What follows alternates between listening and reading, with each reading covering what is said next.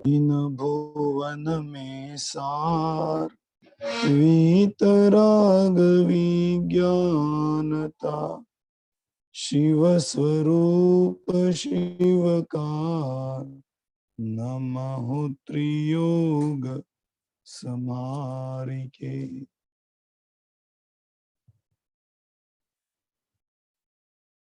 अपनी यहाँ पर चर्चा चल रही थी जम्बूद्वीप में विदेह क्षेत्र और विदेह क्षेत्र में होने वाली नगरियां।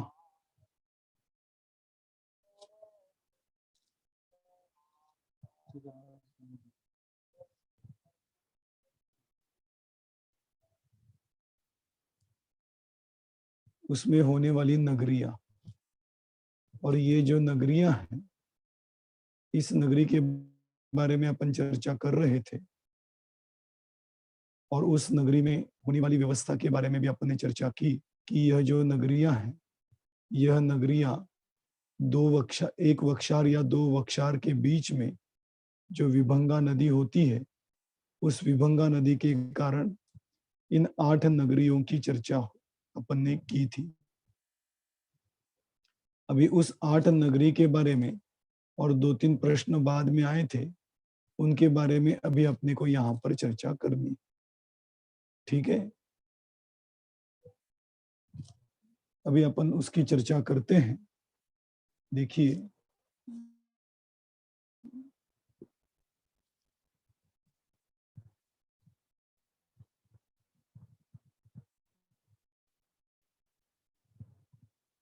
शेयर को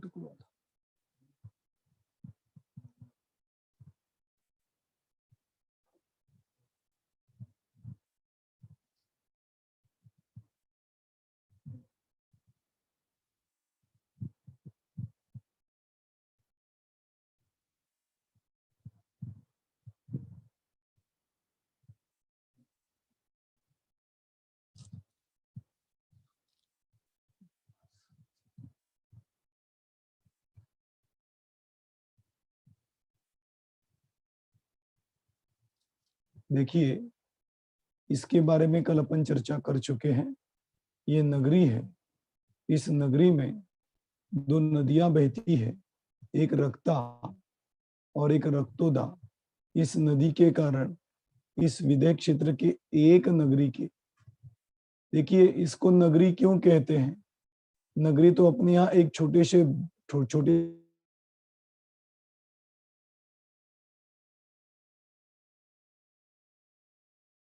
भाग को कहते हैं।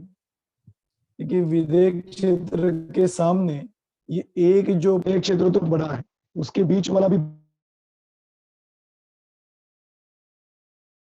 बड़ा।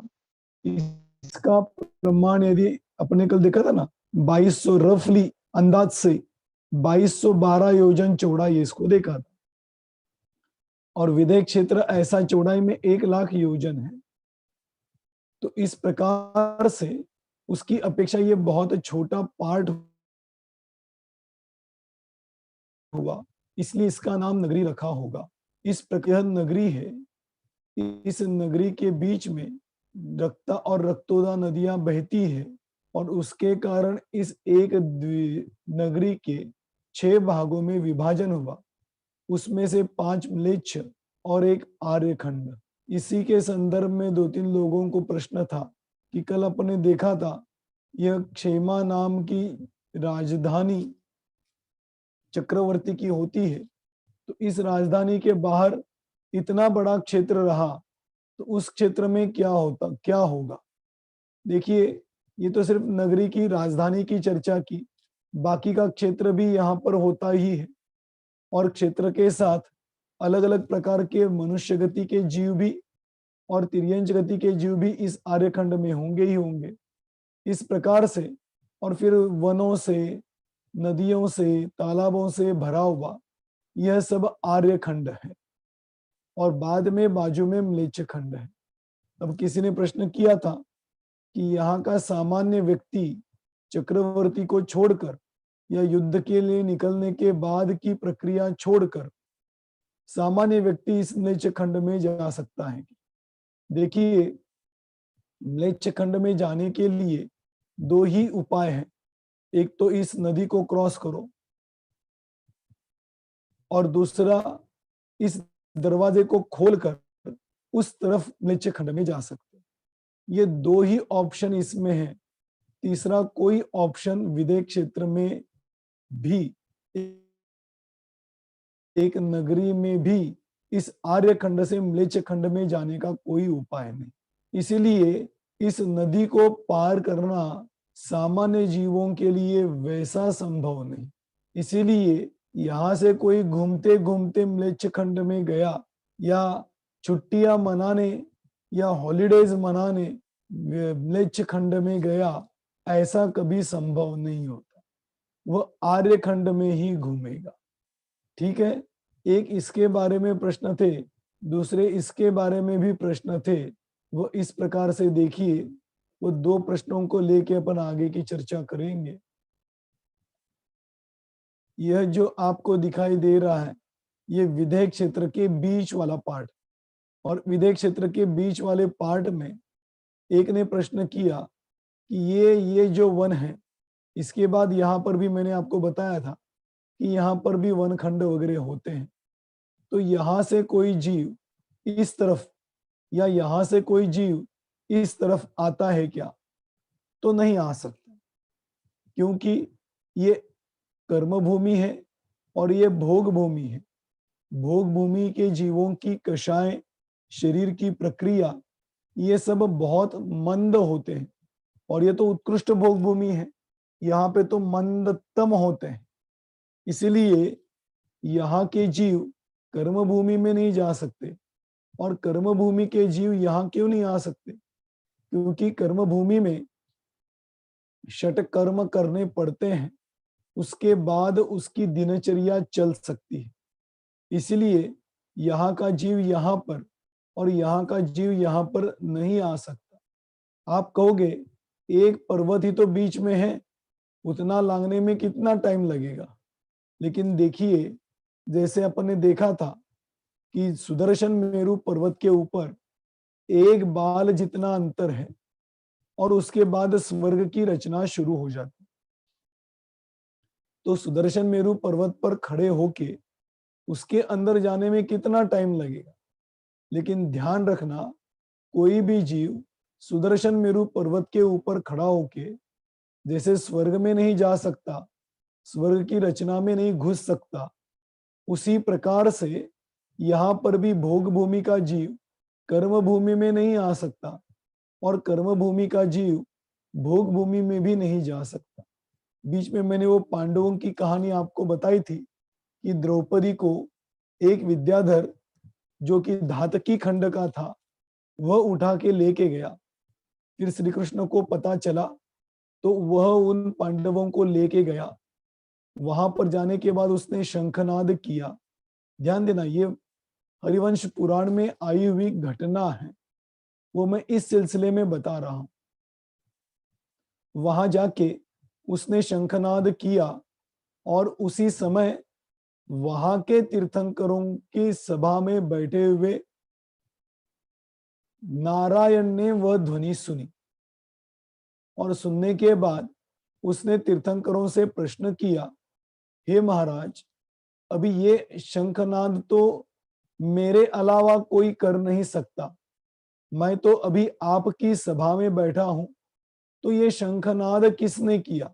क्योंकि नारायण के पास जो शंख होता है, वह शंख फूंक कर उसकी आवाज निकालने की ताकत सिर्फ नारायण में और तीर्थंकर में होती है, बाकी कोई उसको आवाज नहीं निकाल सकता। तो उसका सवाल यही था, मैं तो आपकी सभा में बैठा हूं, तो ये शंखनाद किसने किया? तभी उनकी दिव्य ध्वनि में आया कि जम्बू द्वीप के भरतक क्षेत्र का नारायण इस क्षेत्र में आया हुआ है। अब वो कैसे गया? तो उसके पास कई प्रकार की विद्याएं वगैरह होती है, उसके बल से वो वहां पर गया। तो उसके बल पे वहां पे गया, उसने शंखनाद किया, और फिर वहां के नारायण को एक जिज्ञासा उत्पन्न हुई कि भगवान, भरत क्षेत्र का नारायण किस प्रकार का होगा, उसको मेरी मिलने की बहुत तीव्र इच्छा हो रही है, तो मैं जाके उसको मिल के आऊं। तभी तीर्थंकर की दिव्य ध्वनि में आया कि एक क्षेत्र का नारायण दूसरे क्षेत्र के नारायण को नहीं मिल सकता, ये विधि का नियम है। इसलिए तुम वहां पर जाओगे तो भी मिल नहीं पाओगे। तीर्थंकर की ध्वनि में आया तो नारायण ने तुरंत स्वीकार किया। वो नारायण हमारे जैसा नहीं था कि तीर्थंकर और तीर्थंकरों के द्वारा बताई हुई दिव्य ध्वनि जो शास्त्रों में लिखी गई है, लेकिन कई बार तो हम उस वाणी के ऊपर विश्वास नहीं करते और सुनते भी है तो स्वीकार नहीं करते। वास्तव में यह सबसे बड़ी पंचम काल की दुर्दशा है कि इस दिव्य ध्वनि में आई हुई बातों को सुनते नहीं, सुनते तो समझते नहीं और समझे तो स्वीकार करते नहीं। इसमें भी कई लोगों को प्रश्न यही उत्पन्न होता है, अरे ये रचनाएं सच है कि झूठी है, क्योंकि आंखों से कहीं दिखाई नहीं देती, फोटो के द्वारा कहीं निकाली नहीं जा सकती, तो ये रचनाएं सत्य है कि असत्य है। वास्तव में देखना, जिन तीर्थंकरों की दिव्य ध्वनि में आत्म कल्याण का मार्ग प्रशस्त हुआ, हमें सुनने के लिए मिला, समझने के लिए मिला, उसी दिव्य ध्वनि में इन रचनाओं की भी चर्चा आई।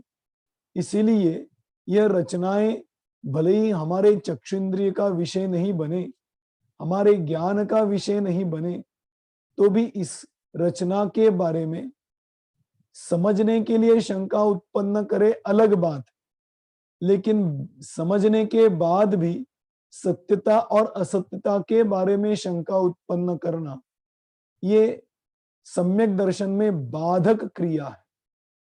इसीलिए ये रचनाएं सत्य है और जैसी है वैसी समझनी चाहिए। समझने में शंका उत्पन्न हो तो कोई प्रॉब्लम नहीं, लेकिन समझने के बाद स्वीकारने में प्रशंका उत्पन्न हो जाए तो गलत है।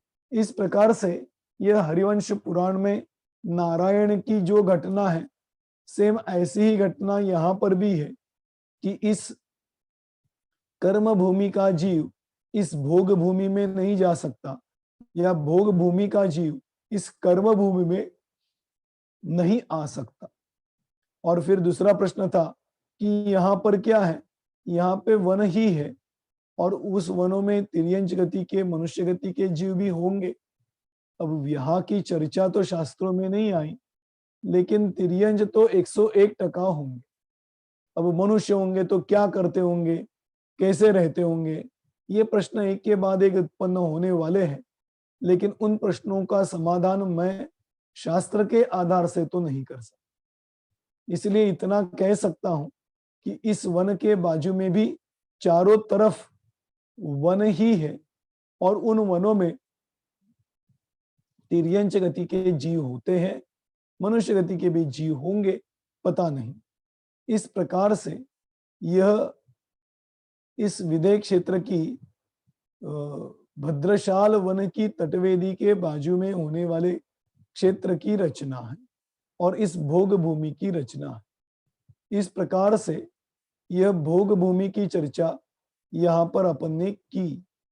अब इसके बारे में जो कि अपनी चर्चा चल रही थी विदेह क्षेत्र की नगरियों के बारे में, आर्यखंड के बारे में और विजयार्ध पर्वत के बारे में, तो अब उसकी थोड़ी सी चर्चा करते हुए इस विदेह क्षेत्र में होने वाली क्षेत्रगत विशुद्धि, क्षेत्रगत विशेषताएं, उन सब की चर्चा अभी यहाँ पर थोड़ी सी करते। पहले यह देख लो, कल लास्ट में एक की जिज्ञासा थी कि यह जो विजयार्ध पर्वत है, इस विजयार्ध पर्वत पर भी भरत क्षेत्र में जैसी रचना है वैसी ही है क्या? तो वैसी ही होती है। यह विजयार्ध पर्वत भी 50 योजन चौड़ा होता है, ऊंचाई में 25 योजन ऊंचा और चौड़ाई में 50 योजन चौड़ा होता है और इस 50 योजन चौड़े विजयार्ध पर्वत पर पहली कटनी 10 योजन, दूसरी कटनी 10 योजन, तीसरी भी 10 योजन, फिर इससे नीचे चौथी 10 योजन और पांचवी 10 योजन। ये नीचे उतरती हुई है, ये चढ़ती हुई। इस प्रकार से पांचों कटनियां 10 योजन चौड़ी होती है और ऊंचाई में देखें तो भू व्यास से या जमीन से विजयार्ध पर्वत की पहली कटनी 10 योजन, दूसरी कटनी 10 योजन और तीसरी कटनी 5 योजन ऊंची होती। जैसे विदेह क्षेत्र भरत क्षेत्र में इस विजयार्ध पर्वत के नीचे से गुफा के बीच में से नदी बहती है, ऐसे यहाँ पर भी नदी बहती है और यहाँ पर भी चक्रवर्ती आदि ये गुफा खोलकर फिर इसके ऊपर से सफर करते हुए उस तरफ पहुंचते हैं। ये सब चर्चा अपनी हो चुकी है। अब आगे देखिए, इसमें जो पहली कटनी है उस कटनी पर यहाँ के विद्याधरों की नगरियां होती। भरत क्षेत्र में हमने विद्याधरों की नगरियां देखी थी। दक्षिण की तरफ 50 नगरियां होती हैं और उत्तर की तरफ 60 नगरियां होती। लेकिन इस विदेह क्षेत्र में अलग बात है। इस विदेह क्षेत्र में इस तरफ की कटनी हो या उस तरफ की कटनी हो, पहली कटनी पर ये नगरियां तो है विद्याधरों की, लेकिन ये नगरियां 50 और 60 इस प्रमाण में नहीं। तो पहली कटनी पे 55 नगरियां होती है और इस वाली पहली कटनी पे भी 55 नगरियां होती है। इस प्रकार से विद्याधरों की पहली कटनी पर 55 नगरियां होती। फिर दूसरी कटनी पर अभियोग्य जाति के देवों के भवन आदि होते हैं और यहाँ पर अभियोग्य जाति के देव रहते हैं। अब यहाँ पे वहां पे तो अपने देखा था कि यहाँ वहां पर अभियोग्य जो जाति के देव थे, ये सौधर्म इंद्र के अंडर में होने वाले देवों की चर्चा थी। यहाँ पे जो देव आते हैं वे ईशान इंद्र के अंडर में होने वाले अभियोग्य जाति के देव यहाँ पर होते। इस प्रकार से यह दो अभियोग्य जाति के देवों की नगरियों की कटनियां हैं और सबसे ऊपर की कटनी है जिसके ऊपर अपने कल देखा था 9 कूट होते हैं और पहला कूट सिद्धायतन कूट कहलाता है, जिसके ऊपर अकृत्रिम जिनालय होता है। इस प्रकार से यह विजयार्ध पर्वतों की 3 कटनियों का प्रमाण और उस पर होने वाले जीवों की व्यवस्था वो हमने यहाँ पर देखी। जैसे एक नगरी में इन 6 खंड और विजयार्ध पर्वतों की रचना है, वैसे प्रत्येक नगरी में एक एक विजयार्ध पर्वत होता ही होता है।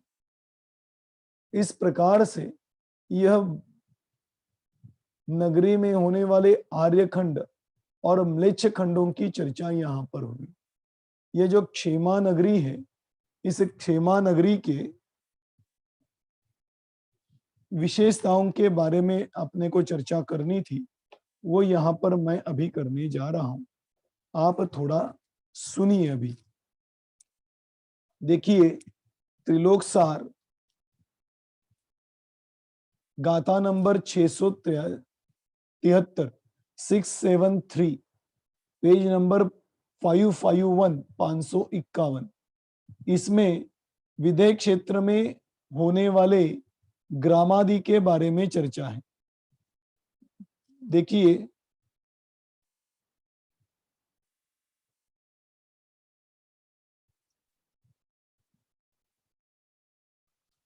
विदेह क्षेत्र में 32 नगरियां होती है। प्रत्येक विदेह में 96 करोड़ ग्राम, 26,000 नगर, 16,000 खेत, 24,000 खरवड, 4,000 मंडप, 48,000 पत्तन, 99,000 द्रोण, 14,000 संवाह और 28,000 दुर्गाटवी होते हैं। देखिए, ये नाम तो आपने, जो आप में से कई लोगों ने शांति मंत्र कभी पढ़ा होगा, किया होगा की बात नहीं कर रहा हूं, लेकिन सुना होगा, पढ़ा होगा, तो उसमें ये आपको ग्राम, नगर, खेत, खरवट, मंडप, पत्तन आदि के नाम पढ़ने के लिए मिले होंगे। ये क्या है? जैसे हमारे यहाँ पूरा सामान्य रूप से लौकिक क्षेत्र के भूगोल की बात कर रहा हूं। लौकिक क्षेत्र में एक विश्व है, विश्व में अलग अलग देश हैं, या पहले खंड समझ लो, खंड है, खंड में अलग अलग देश हैं। जैसे भारत देश है, श्रीलंका देश है, अमेरिका देश है, अफ्रीका देश है। इस प्रकार से अलग अलग देश, उन देशों में अलग अलग विभाग के जिले होते हैं। जिलों के अंदर उस जिले की राजधानी होती है। ऐसे वहां से लेके भेद कम कम कम होते हुए भेदों का प्रमाण आता है। ऐसे ही एक नगरी में होने वाले भेदों का प्रमाण यहां पर बताया। अब देखिए, वह जो नाम आपने पढ़े हैं, उसके बारे में भी थोड़ी सी चर्चा यहां पर आई, वो भी अपनी यहां पर देखेंगे। यहाँ पे बताया, पेज नंबर 552 है, जो चारों ओर कांटों के बाढ़ से वेष्टित होता है उसको ग्राम कहते हैं। मतलब चारों ओर से कांटों के बाढ़, बाढ़ जानते हो ना, अपना अपना जैसे अपन कंपाउंड वॉल कहते हैं, ऐसे कांटों की जो वॉल बनाई जाती है उसको कहते हैं ग्राम। चार दरवाजों से युक्त कोट से वेष्टित क्षेत्र को नगर कहते हैं। जैसे अलग अलग, अभी अलग अलग प्रांत के आप लोग हैं, राजस्थान में जाओ तो राजस्थान में भी जयपुर में सांगानेर गेट, न्यू नया गेट, ऐसे अलग अलग गेट। गेट मतलब क्या कि पहले चारों तरफ से दीवार थी और जयपुर में प्रवेश करना हो तो उसके कुछ दरवाजे होते थे, उस दरवाजों से ही प्रवेश करना पड़ता है। महाराष्ट्र में भी अभी तक वेस इस नाम से जाना जाता है। वेस मतलब वहां तक पहले उस ग्राम की बाउंड्री थी, दीवार थी, और फिर दरवाजे से अंदर आना पड़ता था। ऐसे जिन ग्रामों में दरवाजों से वेष्टित कोट होते हैं उनको नगर कहते हैं। जो नदी और पर्वत दोनों से वेष्टित होते हैं उनको खेत कहते हैं। पर्वत से वेष्टित को खरवड़ कहते हैं। मतलब पर्वत और नदियों से वेष्टित हो तो खेत, और सिर्फ पर्वतों से वेष्टित हो तो खरवड़। 500 ग्रामों से संयुक्त एक मंडप कहलाता है। मतलब ऐसे 500 जो कि कांटों से वेष्टित है, ऐसे 500 ग्राम जिस अंडर में हो उसको मंडप कहते हैं। जहां रत्न आदि वस्तुओं की संपत्ति होती है वह पत्तन कहलाते हैं। नदी से वेष्टित को द्रोण और समुद्र की वेला से वेष्टित संवाह होते। जो समुद्र से वेष्टित हो वह संवाह कहलाएंगे, चारों ओर से नदी से वेष्टित हो वह द्रोण कहलाएंगे, और पर्वत के ऊपर जो बने हुए हैं वे दुर्गावटी। इस प्रकार से इन ग्रामों के नाम हैं। तो यहां पर कहते हैं इस विधेय क्षेत्र की नगरी में इनका प्रमाण बताया इस प्रकार से, कैसे कैसे कि 96 करोड़ ग्राम है, 26,000 नगर हैं, 16,000 खेत, 24,000 खरवड़, 4,000 मंडप, 48,000 पत्तन, 99,000 द्रोण, 14,000 संवाह और 28,000 दुर्गाट। ये तो क्षेत्र की अपेक्षा वर्णन किया। अब देखिए, यहाँ की वृष्टि के बारे में कहते, दो तीन बातें कह के अपन आगे बढ़ेंगे। बहुत सारा विस्तार है इसमें, 5-6 पेजों के द्वारा यहाँ पर इसका विस्तार है। लेकिन मेन समझने योग्य विस्तार की चर्चा करते हुए आगे बढ़ेंगे। वहां पे जो बारिश होती है वो बारिश कैसी होती है?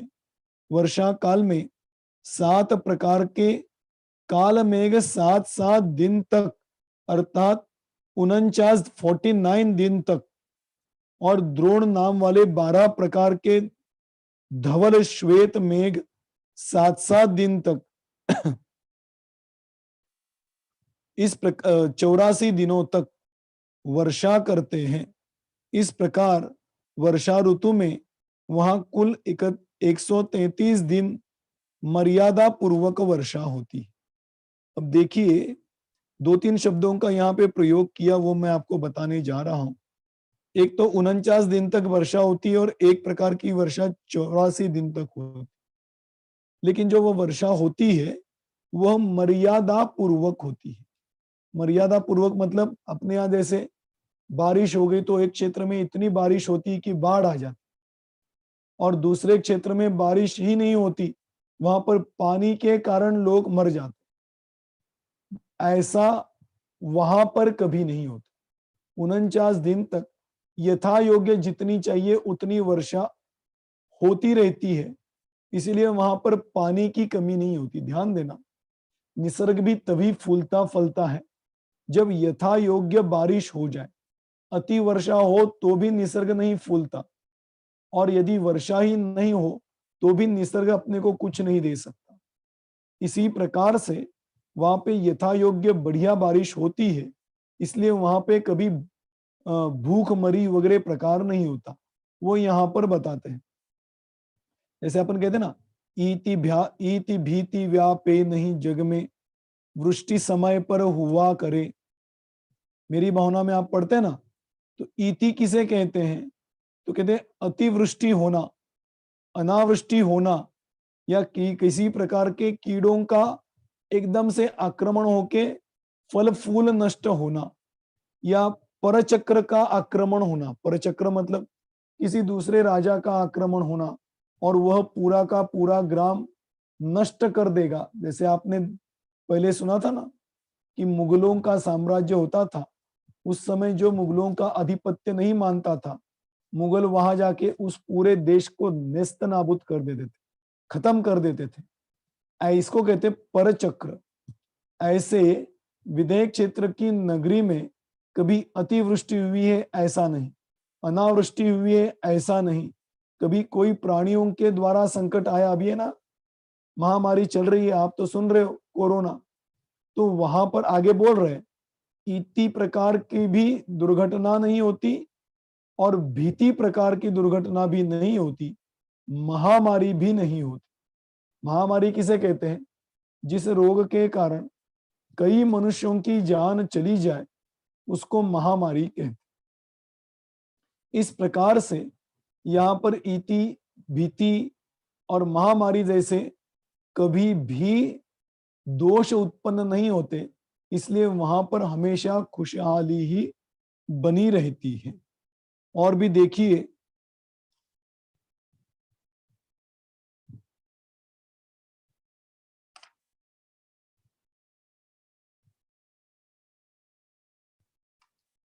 वहां पर एक और बताने की बात थी कि जो मैंने कल बताया था आपको, जो तिलोय पन्नति में भी आया है कि वहां पर कभी कुदेव, कुगुरु और कुशास्त्र यह होते ही नहीं, इसलिए वहां पे होने वाले जीवों में ग्रहित मिथ्यात्व नाम का प्रकार नहीं। जो सब परिग्रही देवी देवता गुरु और शास्त्र है, सब परिग्रही शास्त्र तो नहीं कह सकते, लेकिन जिस शास्त्रों में सब परिग्रह को धर्म कहा गया, ऐसे शास्त्र सपरिग्रही गुरु और सपरिग्रही देव, यह इसको कहते हैं कुदेव, कुगुरु और कुशास्त्र।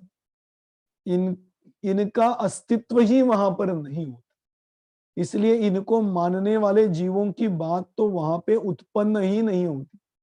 वहां पर होगा तो सिर्फ अग्रहित मिथ्यात्व होगा, ग्रहित मिथ्यात्व नहीं होगा। सभी के सभी जीव वहां पर सम्यक दृष्टि होते हैं ऐसी बात नहीं। कई जीव सम्यक दृष्टि भी होते हैं और कई नहीं भी होते हैं, मिथ्यात्वी होते हैं, लेकिन मिथ्यात्वी होने के बावजूद भी वहां पे ग्रहित मिथ्यात्व नहीं होता। कुदेव कुगुरु कुशास्त्र, जिसको कि छड़ाला में तो कहा उपलन नाम, स्वयं तो संसार सागर में डूबते हैं और कई जीवों को लेके डूबते हैं। और जिन्होंने इनके ऊपर विश्वास दिखलाया या इनके प्रति समर्पित भाव रखे, उसके तो जन्मों जन्म खराब हो गए। इस प्रकार से ग्रहित मिथ्यात्व का प्रकार यह विदेह क्षेत्र की नगरियों में नहीं होता। इस प्रकार से कई प्रकार की विशेषताएं इसमें बताई। तिलोय पन्नति में भी इस प्रकार की चर्चा पेज नंबर 605 से की हुई। वहां पे अभी आप देख लेना, बहुत ज्यादा विस्तार है, वही विस्तार देखते रहेंगे तो फिर अगली चर्चा अपन नहीं कर पाए। इसलिए मैंने आपको पेज नंबर वगैरह बताया। त्रिलोक सार में पेज नंबर 152 552 से लेके गाथा नंबर चाहिए तो 672 से लेके आगे का विषय आप वहां पे पढ़ सकते। इस प्रकार से यह विदेह क्षेत्र की रचना होती है। यहाँ का चक्रवर्ती 500 धनुष ऊंचा होता है। मतलब यहाँ के जीवों की कॉमन ऊंचाई, जैसे अभी अपने यहाँ कॉमन ऊंचाई कितनी है, 5 5.5 फुट, इतनी अपनी यहाँ की कॉमन ऊंचाई है, सरासरी ऊंचाई जिसे अपन कहते। ऐसे विदेह क्षेत्र में होने वाले जीवों की सरासरी ऊंचाई 500 धनुष ऊंची होती। तो यहाँ का चक्रवर्ती भी 500 धनुष ऊंचा होता। इस प्रकार से यहाँ के क्षेत्र में होने वाले मनुष्यों की ऊंचाई, आयु भी बहुत अधिक होती है। इस प्रकार से यह विदेह क्षेत्र में होने वाले नगरियों में होने वाले जीवों की प्रकृति की और क्षेत्रगत विशेषताएं कई प्रकार की बताई गई। इस प्रकार से तो फिर ये चक्रवर्ती क्या करता होगा? चक्रवर्ती अपनी राजधानी में बैठकर उसको मिलने वाले प्राप्त भोगों को भोगता है और अंतिम समय में, या जब वैराग्य आ जाए, अंतिम समय की बात नहीं, जब वो वैराग्य आ जाए तो वह दीक्षा लेके पुरुषार्थ करके मोक्ष में चला जाए। इस प्रकार से यहां तक बताया यहाँ पर कि यहाँ पर मुनि होंगे कि नहीं, तो कहते हैं यहाँ पर अक्सर मुनियों का संचार होता रहे, क्योंकि चतुर्थ काल है। अपने यहाँ भी चतुर्थ काल में जैसे भगवान होते हैं वैसे मुनिराज भी उतनी ही संख्या में होते हैं। इसी प्रकार से यहाँ पर चतुर्थ काल होने के कारण कई मुनि यहाँ पर होते हैं। अब मेन बात यहाँ पर और एक बताना चाहूंगा कि यहाँ पर कम से कम 20 तीर्थंकर होते हैं और अधिक से अधिक 160 तीर्थंकर होते हैं। ध्यान देना, मैं जिन आंकड़ों को बता रहा हूं वो आप समझना। वो 160 कैसे, उसकी भी चर्चा अपने को करनी है, लेकिन अभी नहीं। तो अधिक से अधिक 160 तीर्थंकर होते हैं और कम से कम 20 तीर्थंकर होते हैं। इसी प्रकार से चक्रवर्ती के बारे में भी बताया, कम से कम 20 चक्रवर्ती होते हैं और अधिक से अधिक 160 होते हैं। मतलब 63 शलाका पुरुषों के बारे में चर्चा। अब ये 20 और 160 कैसे, उसकी चर्चा जब अपन पूरा विदेह क्षेत्र देखेंगे तब पता चलेगा। एक नगरी देखने से हमें पता नहीं चल सकता। इस प्रकार से इस विदेह क्षेत्र में, इस नगरी में होने वाले निसर्गगत, प्रकृतिगत, मनुष्यगत, क्षेत्रगत कई विशेषताएं हैं। उन विशेषताओं की चर्चा अभी अपने यहाँ पर की हुई है। और यह भी समझना, एक नगरी से कोई छलांग लगा के दूसरी नगरी में जाता होगा या ऊपर से जाता होगा, यह बात संभव नहीं। उस नगरी के जीव उसी नगरी में रहते हैं, दूसरी नगरी में जाकर कुछ गड़बड़ करते नहीं। इसलिए इस विदेह क्षेत्र की एक नगरी के आर्य खंड में जितने भी मनुष्यादि, सामान्य मनुष्यादि है, वह कभी विदेह क्षेत्र में जाने का काम नहीं करते। वे हमेशा अपने आर्य खंड में ही रहते हैं। अब वो बात भरत क्षेत्र के बारे में भी आती है कि भरत क्षेत्र की चक्रवर्ती 96,000 रानियां होती है, तो उसमें से कई तो म्लेच्छ खंड की होती है। तो क्या वो रानियां म्लेच्छ खंड में ही रहती है कि आर्य खंड में भी आती? अब ऐसे प्रश्न हैं कि कई तो रानियां म्लेच्छ खंड में ही रहती और कई रानियां आर्य खंड में भी आती। ऐसी इसकी चर्चा है। यह ना, ये भी चक्रवर्ती के बारे में आता है कि चक्रवर्ती की जो पटरानी होती है उसको कभी पुत्र नहीं होता। बाकी की रानियों को तो होगा, लेकिन पट रानी को कभी पुत्र प्राप्ति नहीं होती। उसकी क्या बोलते हैं, पट रानियां एक ही नहीं होती, कई पट रानियां होती है। उस पट रानियों में भी म्लेच्छ खंड की रानियां भी होती है। अब फिर सवाल आता है, फिर वो म्लेच्छ खंड की रानियां पूजा करती है कि नहीं, देव दर्शन करती है कि नहीं? अब एक बार चक्रवर्ती बन जाए तो पता चलेगा कि वो पूजा करती है कि नहीं, और नहीं करती होगी तो करवा लेंगे, और करती होगी तो खुशी मना लेंगे। अब ये पता नहीं कि करती है कि नहीं, करती भी होगी नहीं भी करती होगी, अब इसके बारे में कुछ कह नहीं सकते। अब वही बात आती है, फिर चक्रवर्ती के घर में आई तो करनी ही पड़ेगी, और म्लेच्छ खंडी की है तो फिर कैसी करती है, तो उसको म्लेच्छ कैसे कहें, आर्य क्यों नहीं कहें? कई सवाल ऐसे उत्पन्न हो सकते हैं, लेकिन इसका जवाब देना बड़ा मुश्किल है। इसीलिए जितनी व्यवस्था शास्त्रों के माध्यम से हमें समझ में आती है उतनी स्वीकार करेंगे। बाकी शंकाओं का निरसन जब जिसके द्वारा हो सकता है उसके द्वारा करेंगे। नहीं होगा तो कभी तीर्थंकरों का समागम मिला तो वो शंका मन में धारण करके रखना और तीर्थंकरों को जाके उसका जवाब पूछना। इस प्रकार से यह रचनाएं होती है और उसकी यह व्यवस्था होती है। अब किसी को कोई प्रश्न पूछना हो तो पूछिए।